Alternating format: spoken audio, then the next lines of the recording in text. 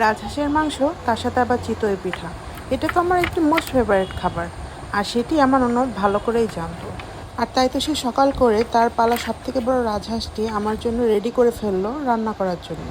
আমি যে পিঠাটাকে চিতই পিঠা বলছি, এটাকে অনেকে কাঁচি পোড়া পিঠাও বলে, কাঁচি হোছাও পিঠাও বলে। আপনাদের এলাকায় এটাকে কী পিঠা বলে অবশ্যই আমাকে কমেন্টে জানাবেন কিন্তু। তবে হ্যাঁ, আমি কিন্তু বাসায় অনেকবারই নিজে নিজে রাজহাঁস রান্না করে খেয়েছি, কিন্তু চুলায় রান্না করার যে স্বাদ সেটা আমি সেদিনই উপলব্ধি করেছি। রাজহাঁস খেতে যত টেস্টি, এর রান্না করার প্রক্রিয়াও তত বেশি ঝামেলার কিন্তু। কোটা বাছা এবং এর অনেক বেশি ছোট ছোট পালক থাকে, যেগুলো পরিষ্কার করা অনেক বেশি হ্যাসেল। রাজহাঁসের মাংস রান্না করার মূল উপাদানই হচ্ছে নারকেল। হয় নারকেল কোড়া হোক অথবা নারকেলের দুধ, এটা দিতেই হবে, না হলে অথেন্টিক স্বাদ পাওয়া যাবে না।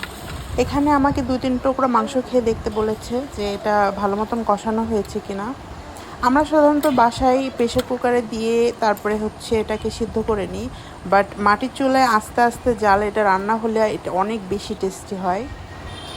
এই যে হচ্ছে আমার সে কাঙ্ক্ষিত পিঠা। এই পিঠার পাশাপাশি হাতঝাড়া পিঠা বা আমরা যেটাকে বলি ছিটা রুটি, সেটাও বানিয়েছিল, বাট সেটার ক্লিপ নিতে আমার আসলে মনে ছিল না। মনে না থাকার কারণ কি বলুন তো? কারণ আমি এত বেশি এক্সাইটেড হয়ে গেছি এই পিঠা দেখে যে আমি খেতে শুরু করেছি। আমি আর এদিক ওদিক তাকানোর সুযোগ পাইনি। বলুন তো, এমন লোভনীয় পিঠা দেখলে কে বা নিজেকে সামলে রাখতে পারে? আসলে আমি অনেক লাকি যে আমি এমন ননদ এবং ননদ বাড়ি পেয়েছি। সম্পূর্ণ ভিডিওটি দেখার জন্য ধন্যবাদ। আল্লাহ হাফেজ।